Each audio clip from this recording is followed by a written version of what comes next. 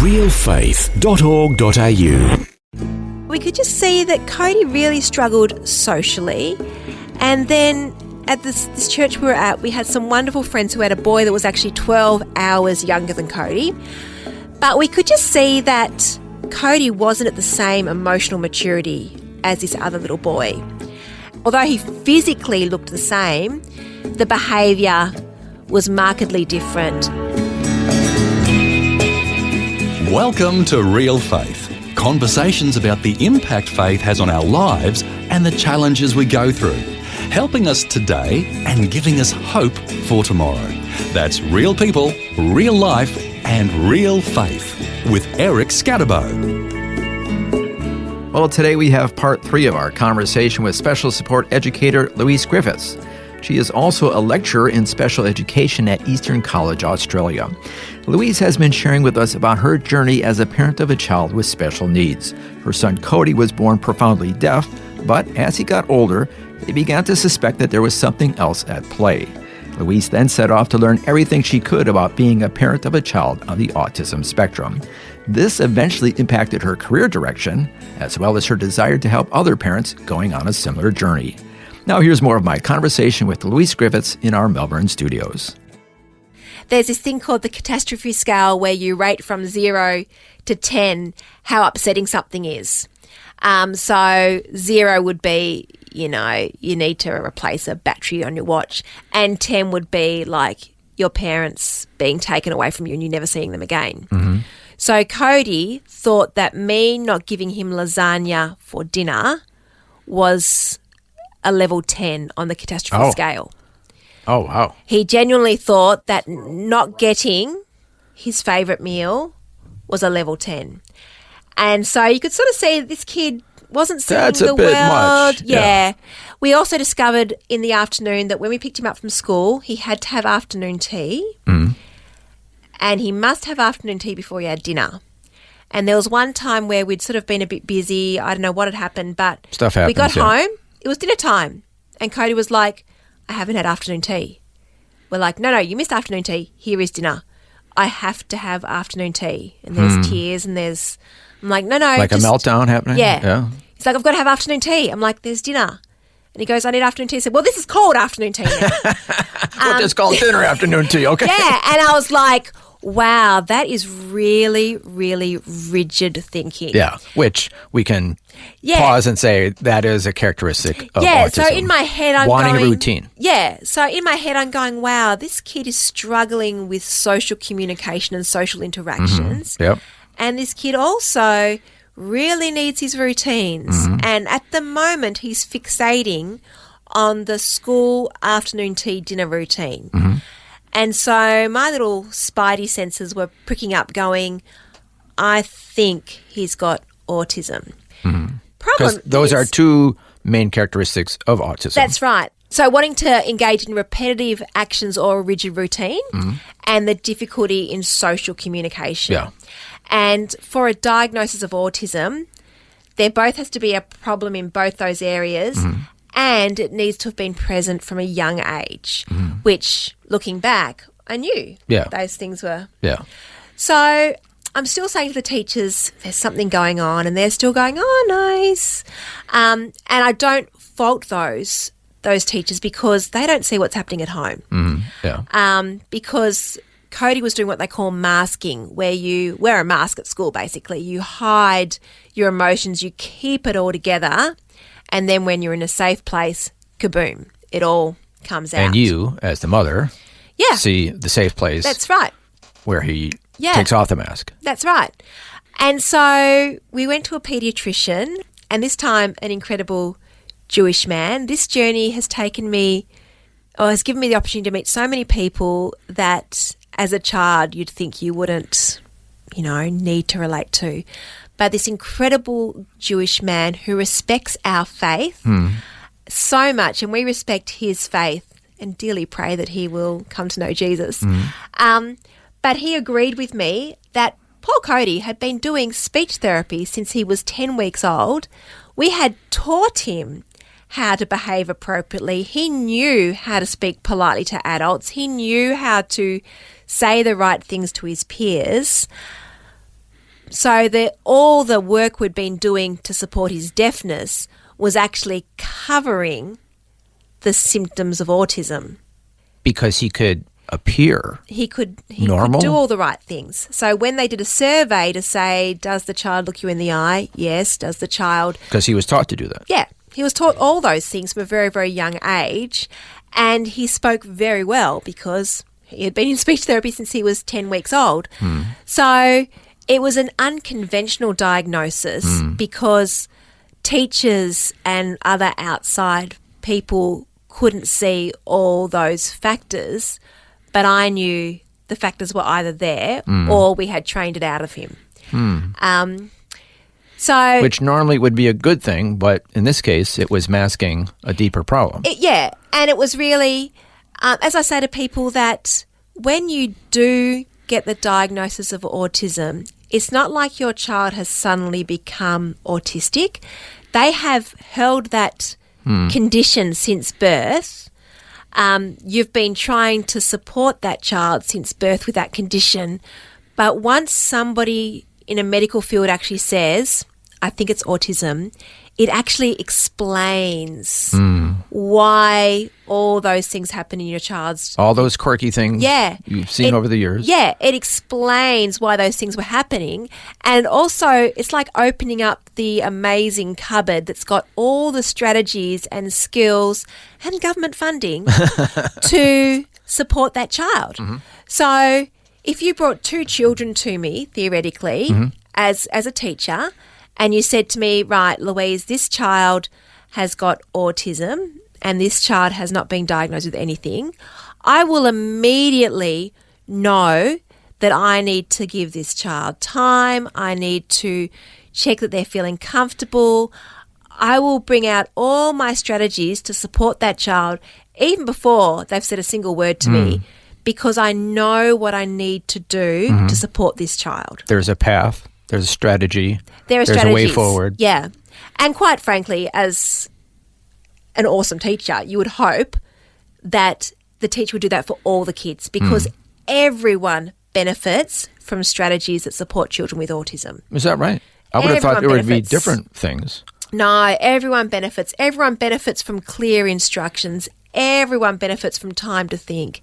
Everyone benefits from having a classroom that isn't cluttered with junk and stuff hanging from the ceiling. We all benefit, but the benefits are obvious for a child with autism. Because it's rubbing against them if these things aren't there. Yeah. So we all benefit when we actually make sure we consider people with additional needs and with sensory needs. And that goes for the church as well. Yeah. I don't know how you feel when you go to a church and they can't quite get the sound desk right and there's some weird squeaking noises. Like, man, if we actually get that right, we all benefit. But from a person with autism, they may actually be feeling physical pain as that microphone is squeaking uncontrollably. And it may So mean, it's going to impact them a lot more than just a little annoyance. And make the experience of going to church so painful that they may not return. So that's something that schools, churches can learn, because in society there are so many people these days somewhere on the autistic spectrum. Yeah. So it's good for all of us to know about this, not just parents. Oh, no. It's the most loving thing we can do as a church is to keep in mind the needs of the people that are coming. And it's also a way that we can serve our brothers and sisters. Fair enough, I might be in a family with 3 robust kids who aren't fazed by anything, but for the sake of the family who've got a child who is incredibly anxious coming to church, maybe I will provide a quiet space in the corner of the church. Maybe we will just reduce the volume of the band, just that little bit. Like, there are things we can do that doesn't detract from the experience of worship for anyone else, but for the family with the child on the autism spectrum, that could make the world of difference. I think I've heard, not to get too far off the topic, but I've heard that there are now sports stadiums that have quiet rooms just for people on the spectrum, Just where That's right. all the flashing lights and sirens and whatever's happening at a stadium is just too much. They have a quiet room they can just go to and just there was actually a concert decompose recently. or something. Yeah, decompress. Decompress. Yeah, or de-stress. Yeah. Decompose. That wasn't the word. Decompress. Yes. And interestingly, I run a camp every summer, and on the registration form, families can let us know if their children live with anxiety or depression or autism. And we actually have a chill zone that youth can take advantage of. We've got camp parents in there, so 2 adults that can support them. And there was a fear that maybe youths would abuse this chill zone. If they want to get out of the talk, they'll just go to the chill zone.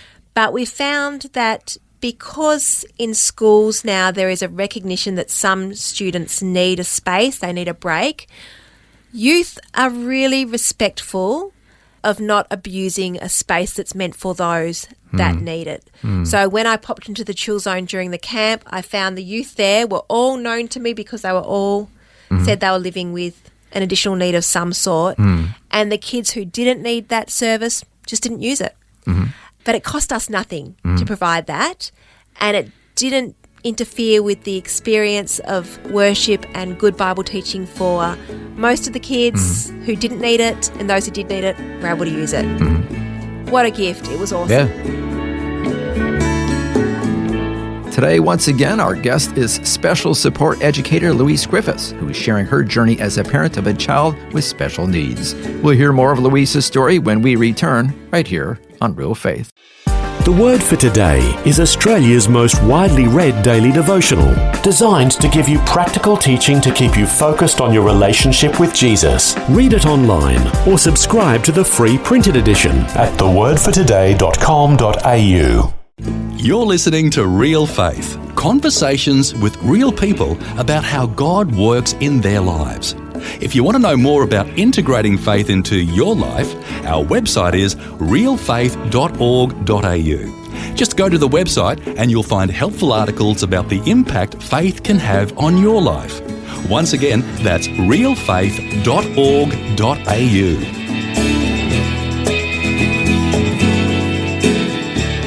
Welcome back. I'm Eric Scadabo, and today, once again, I'm chatting with Special Support Educator Louise Griffiths, who is also a lecturer in special education at Eastern College, Australia.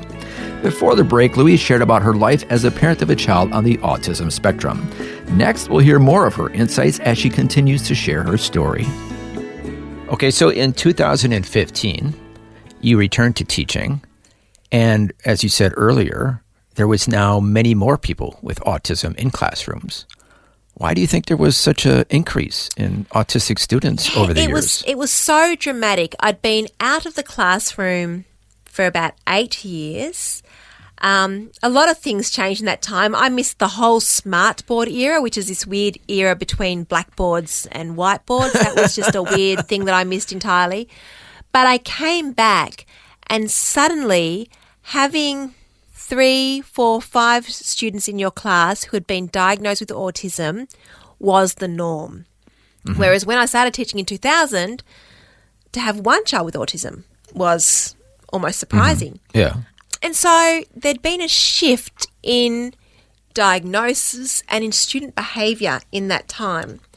And people often ask me about why the change, why the shift. Yeah. And there's actually a really great educator called Sue Larkey, and she actually has a great website and does a lot of training for parents who want to understand more about autism and how to support students or children on the autism spectrum.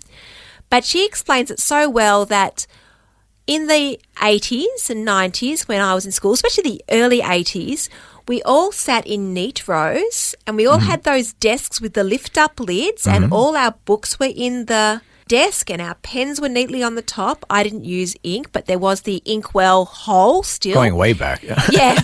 And you even had a bar at the front of the desk near the floor where you could rest your feet or have a bit of a wiggle and the teacher wouldn't know about it. And school was very routine. There were no big exciting excursions too much. I remember going to the sewerage farm but never understood why. But there was very, like a school was just routine. You were So- there 9 till 3. Going back to the characteristics, one of the main characteristics of people on the autistic spectrum, rigid routine is very comforting for That's them, right. not wanting change. Yes. So school enforced that routine. There weren't surprises. Your teacher didn't come in a gorilla suit on Friday just for fun. There weren't random dress-up days through the term. It was just, that was the routine. So you're saying, to sum it up, was back then, school being more full of routines was more compatible with somebody who was on the spectrum because it gave them what they wanted, that routine, That's that right. order. That's right. And the shops were shut on Saturday and Sundays. So Saturday you might go play the footy match or the netball. So life was more compatible. Life For was somebody calm, and comforting. compatible, predictable. Your parents, usually just your dad, worked 9 to 5. It was so predictable. There was Which not is what much after school. They want. That's right. Now we've got a society where there is so much pressure on you as a parent to enrol your child in additional activities, even from a young age. You're taking your child to music lessons Soccer, and teeny tiny dance. Music, And yep. everything is happening. If you're not running around madly with your child taking them to lessons, they've got their face in front of a device and are watching high-speed YouTube videos on every topic under the sun. And the pace is just frantic. And so our children are being bombarded with stimulation all the time. And so for kids who have a predisposition to showing autistic traits, they are going to show themselves. So So the threshold for a meltdown is going to be reached more in absolutely. a disorderly Absolutely. school than in one that was Yeah. in order. So I discovered with my son that if I took him to the quiet local shops, I could wander around for 2 hours quite happily. If I took him to, as it was in Sydney, Penrith Plaza, where there was lights and noise and chaos, he would lose it within 45 minutes. And it's because the sensory overload hit so much faster. And so it's very possible, and it happens as a teacher, that I have to have a meeting with the parents quite early in their child's education to say, I don't think your child is coping with the pace of the classroom. They seem to become stressed and overwhelmed very easily. Do you notice that at home? And the parents will say, well, no, because at home we have a very quiet house. We don't have many visitors. I work from home. My husband's home at 5 o'clock every night. And they describe this beautiful, peaceful, routine household.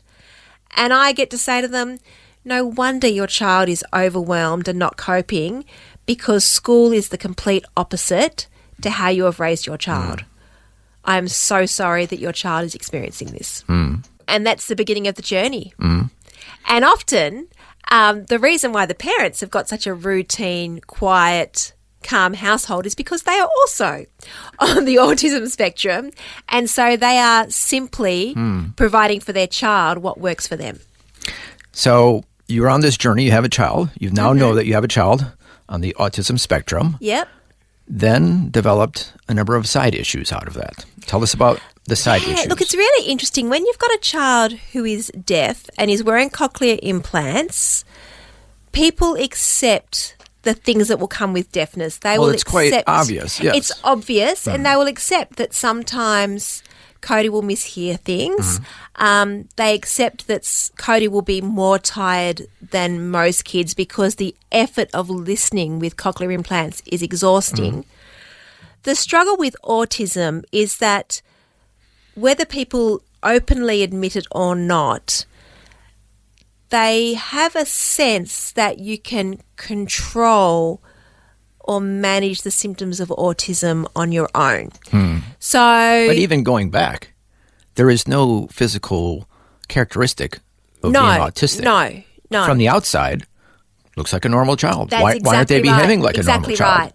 So, and for Cody, because he is what we used to call Asperger's. So a lot of people talk about Asperger's. We now call that autism level 1. So he just needs a bit of support So every it's now and then. slightly on the spectrum. Yeah. So he can function, he can go to school, he can dress himself, he can do everything every Highly other child functioning. can do. But his capacity to tolerate ongoing stress, ongoing noise is reduced or impaired.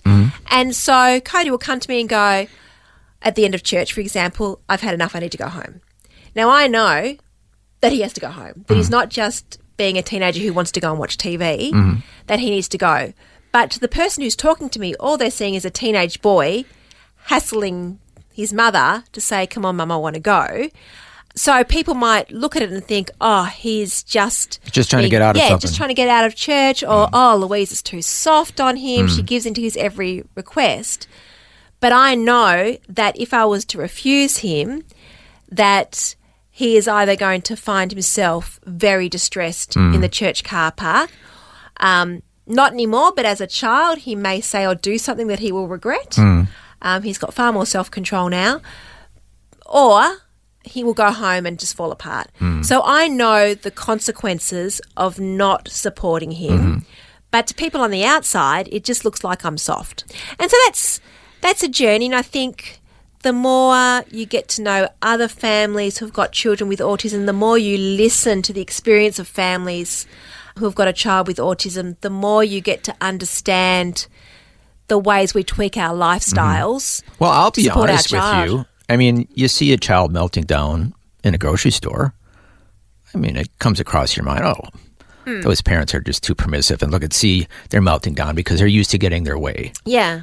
Where now that I know what I know because you're teaching me, could be that they were overstimulated or something because of their autistic inside, they're ordering. Yeah. This is melting them down, and there's nothing really you could, as a parent, you could have done, hardly. And look, well, yes, I should have left the shopping centre an hour earlier.